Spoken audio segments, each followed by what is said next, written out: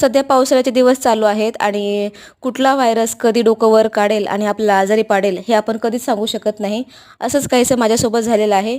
मी आणि माझी दोन्ही मुलं आम्ही तिघंही आजारी पडलो. कारण सध्या व्हायरल फीवरची साथ चालू आहे त्यामुळे. आणि आजारपणामध्ये काही खायची इच्छा होत नाही किंवा काही चव लागत नाही जिभेला. मग मी विचार केला चला पौष्टिक आणि प्रोटीनयुक्त आपण दाल खिचडी बनवूयात जेणेकरून आपल्या जिभेची चव वाढेल आणि थोडंसं खाता पण येईल, पोटात पण जाईल अन्न. दाल खिचडी आपण कुकरमध्ये बनवूया, अगदी झटपट होते. तर मी इथे सर्वात अगोदर तांदूळ घेतलेला आहे, त्यानंतर 4 प्रकारच्या डाळी घेतल्या आहेत. मूग, मसूर, तूर आणि चणा डाळ घेतलेली आहे.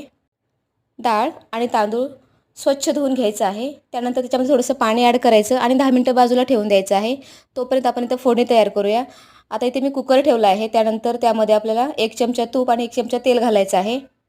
जिरे घालायचे, मोहरी घालायची, एक मोठ्या आकाराचा पातळ लांब चिरलेला कांदा, त्यानंतर हिरवी मिरचीसुद्धा मी इथे उभी चिरून घेतलेली ती घालायची आहे. आलं लसणाची पेस्ट घालायची आहे. आता आपल्याला हे छान कांदा लाल रंगापर्यंत इथे परतवून घ्यायचा आहे. त्यानंतर यामध्ये 2 मोठ्या आकाराचे टोमॅटो ते सुद्धा मी उभे चिरून घेतलेले आहेत, ते आपल्याला ते घालायचे आहेत.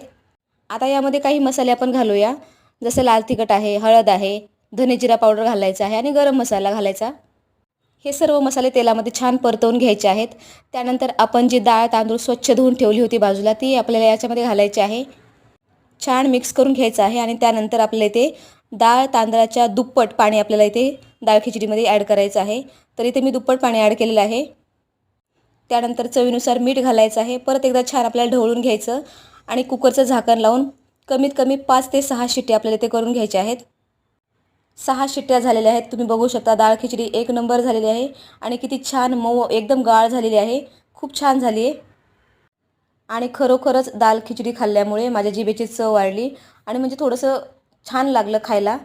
त्यानंतर मी इथे गॅस बंद केलेला आहे, कुकर खाली घेतला. त्यानंतर यामध्ये आपल्याला बारीक चिरलेली भरपूर अशी कोथिंबीर घालायची आहे आणि तुम्हाला जर आवडत असेल तर यावर एक तुपाची धार पण तुम्ही सोडू शकता. तुम्ही जर अशा पद्धतीने दाल खिचडी बनवली तर आजारी माणूस काय, चांगला माणूससुद्धा मागून मागून दाल खिचडी खाईल. एवढी छान झाली होती. खरंच सर्वांना आवडली. तुम्हाला कशी वाटली ही रेसिपी मला नक्की सांगा.